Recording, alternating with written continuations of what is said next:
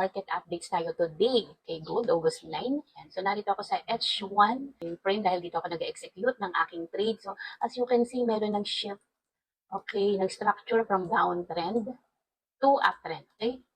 Then, nagkaroon na ng breakout dito sa neckline. Okay? So, syempre, hintayin natin siyang bumaba dito sa neckline. Ayan, so kinapalan ko yung aking level dito kasi kita nyo naman may mga touches from here up to this point na to, okay? So, dito ako mag-aabang ng aking buy opportunity ulit. Alright, kasi kahapon, na-share ko ito sa aming Discord community.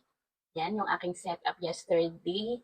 Okay, so kasi kahapon ay choppy ang market or sideways, kaya ating style dapat ay based lamang sa rotational or sideways market condition wherein magta-trade ka lang sa lower extreme or sa upper extreme. Mayroon din ako share sa NCD-USD na nag-play out din. Alright, so nagpipihit naman. Kaya I hope maka-join din kayo sa aming Discord community. Okay, so itong level na to, if we want to measure the correction, we can use the fib, okay, from this low to the high.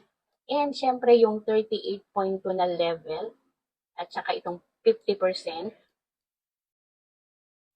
Yan, ito yung 50% level ng fib ay lining up naman dito sa ating level na na-flat. Okay? And so, dito tayo maghintay ulit ng ating buy opportunity sa pullback, and then pag merong confirmation, syempre we can of course buy, and ang target muna natin ay itong 27.2 level ng fib.